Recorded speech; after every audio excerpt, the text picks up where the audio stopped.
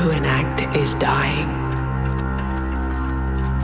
Its barren fields provide little food, and its crumbling walls offer no protection.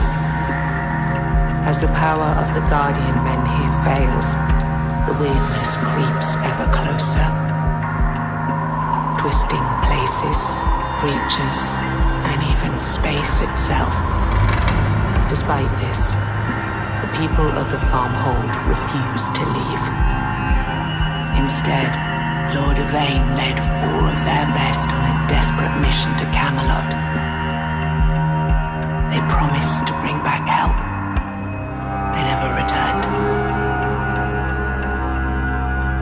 Now those left behind are growing desperate. They will try to bestow the burden of their fate on someone else. New heroes, with an even slimmer chance of success.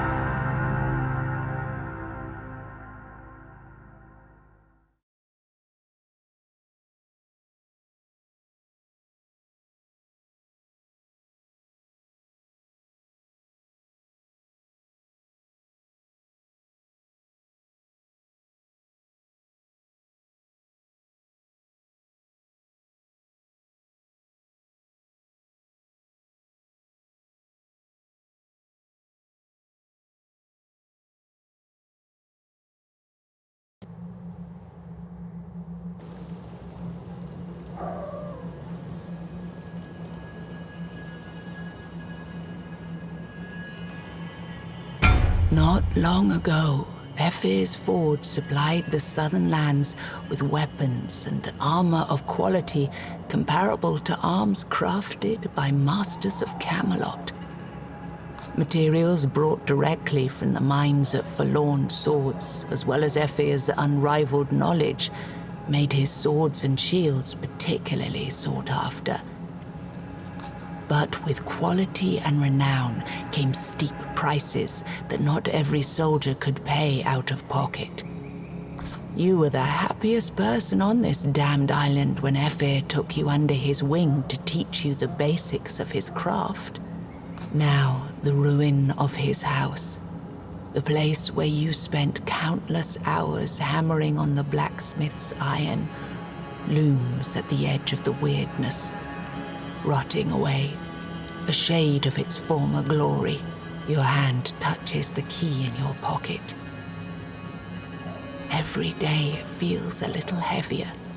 Every day you wonder whether you will be able to force yourself to walk through that door again. Why would you even try to save his legacy after he found you insufficient? After he lied to you? After he left you behind like a broken tool? With hazy eyes and less than confident hands, you open the door. Maybe that last ale wasn't a good idea. Maybe it was. The fact is that now you're drunk out of your mind. But as you sit near a large workbench, you notice a piece of parchment on the floor under it. That damned letter. You've read it 1,000 times by now. You've tried to burn it 1,000 times more.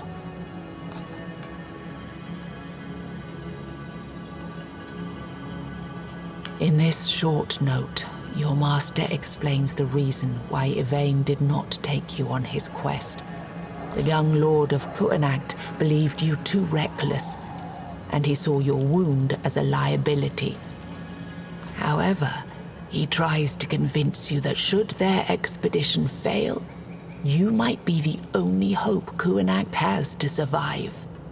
It's not like you believe a single word he wrote.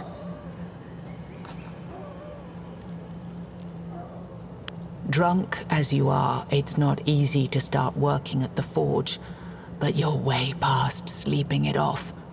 Kuanact is dying, and everyone who didn't leave by now is going down with it. You try to hammer your way through some of Ephir's sketches, but find yourself unable to replicate anything of use. You try your best, and it's a weird feeling. Something you haven't felt for a while now. You wake as the sun sets. Usually, by this time, you'd already be on your way to the inn. You might be able to force yourself to get some work done before you leave, though. The wound in your side suddenly throbs, and you punch it in response, pain and rage overwhelming you for a moment. Only then you notice one of the farmhold's guardians standing in front of you, his mouth agape.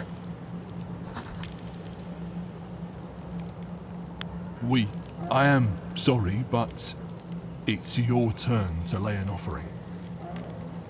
God-forsaken offering. It was not your turn today, and even if it were, you know the truth.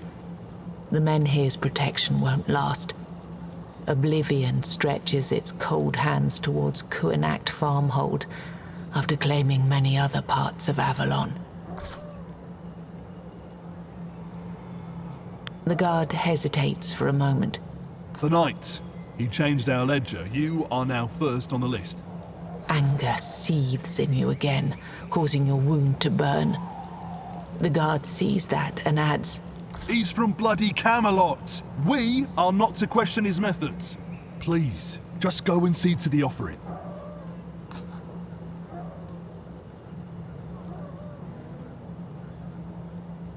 The face of the guard hardens.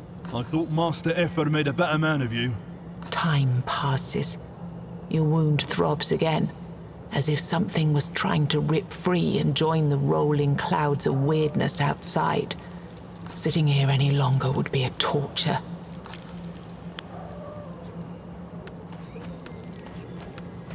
The local Menhir now towers above you, weathered and cracked, its ribbons flapping in the wind. The thought that this tired old thing is the only protection from pure weirdness outside of Farmhold sends shivers up your spine. Menhirs, raised by Merlin himself in the Age of Conquest, are said to have different appetites. The one before you seems to best respond to fresh blood, and its thirst is not easy to quench. You push the blade deep into your forearm. The cracked stones drink greedily as your head begins to spin. You feel the Menhir's power surging. Once again, the weirdness is pushed back. Once again, the land returned to Kuanacht is smaller than before, barely reaching past the furthest buildings of the farmhold.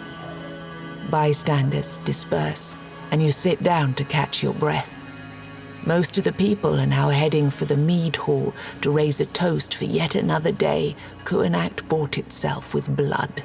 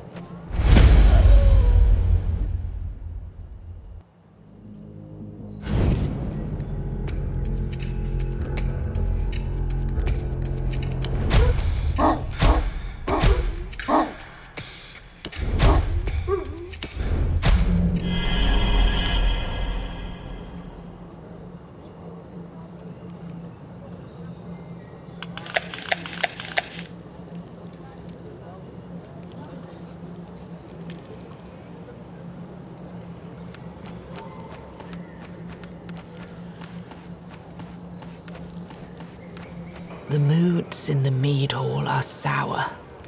While relieved that the town bought some time, by now even the simplest of Kuanak's folk realize this can only go on for so long.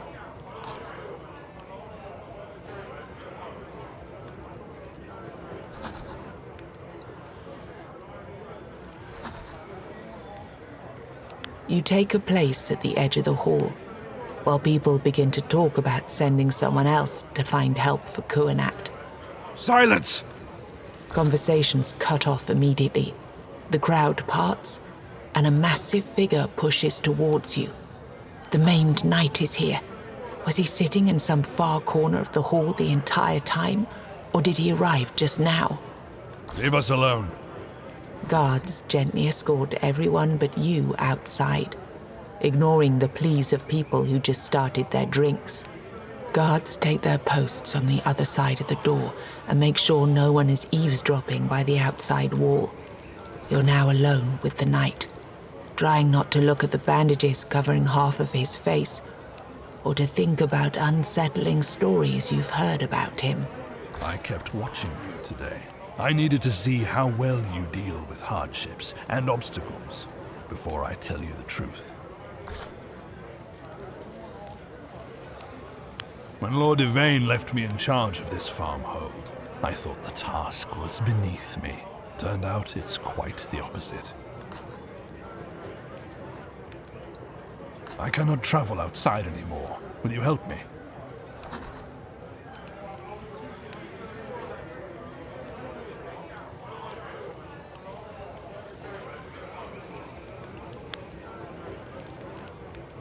Am I? Can you be sure of anything after you went through the weirdness? We have to find a way to strengthen the Menhir and buy more time, so that Yvain may finish his quest. Blood is not sufficient anymore. We need another source of power to lay at its feet.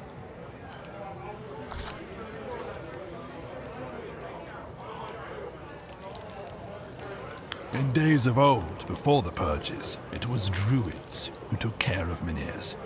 The one Yvain cast out from the city may still be alive. You may also ask someone who knows a thing or two about objects infused with magic. Your people speak about a witch in the woods to the west. Maybe she knows what could help our stone. The knight reaches for the satchel at his side and hands you a couple of candles made from strange dark wax. You shudder. You never thought you'll have to use one of these foul things. Weird candles. Make every one of them count. Some more may still be bought around Kuanak, but they get scarcer by the day. And do not make a mistake of thinking that their light turns you invulnerable. If you keep peering too long into the weirdness, it is bound to look back. If you don't go out there, no one will.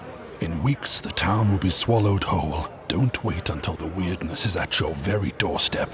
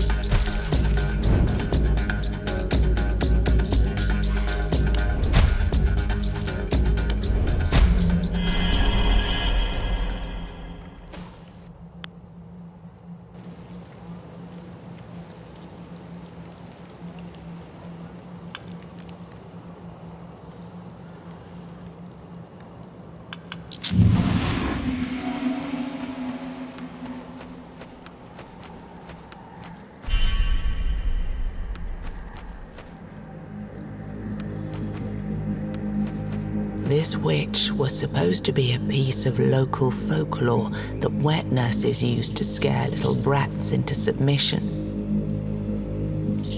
Now, as you stand in front of her place, you feel a shiver coming down your spine. Was she real all the time? Or did the weirdness conjure her from your town's myths and legends? Whichever is true, her devastated old ruin of a house looks like a piece of nightmare.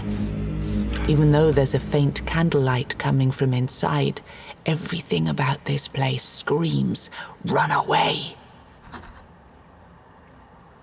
You barely make one step towards the door when a weird-claimed monstrosity pounces right at you from the dark.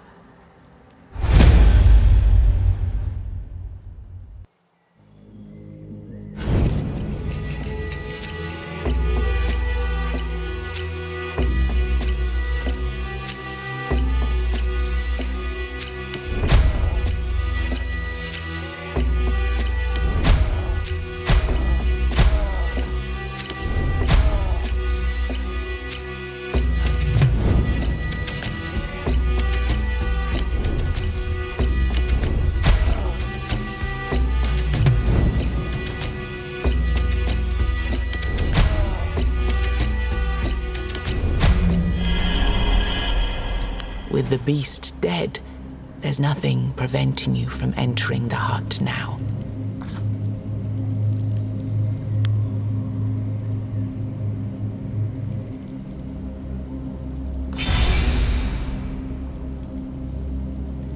The door creaks. You step inside, only to be stunned by a loud bang and a sudden flash of light. Among the smoke, a silhouette of a hooded woman waves her hands, performing what looks like magical gestures. Her mysterious incantations soon change into more discernible curses. You bloody fool! Did you even realize what you've done? Without my pet, the next beast that comes this way will simply barge in. You look back towards the creature you killed outside, and you suddenly feel a pang of shame. Get out of here before you do more damage.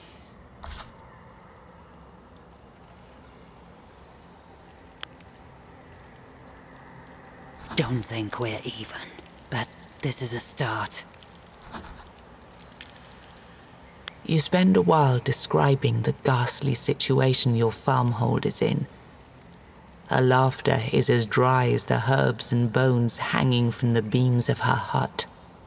If your people were dumb enough to believe the Menhirs would protect you forever, you've already lived much longer than you should.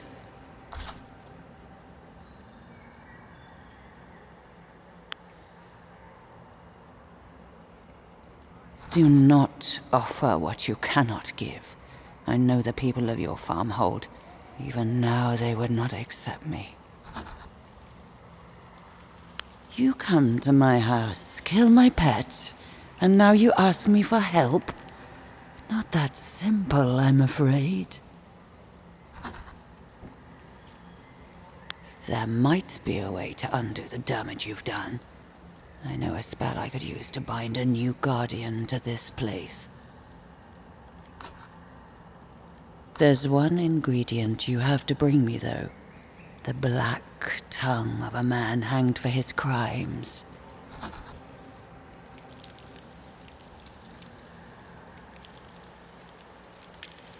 A couple of weeks ago, when the trail was still open, a patrol from Camelot caught and stringed up some brigands not far from here. Look for a great lone oak. Either that, or you can wait until someone in your farmhold deserves a good hanging. Just keep in mind, the crimes need to be real.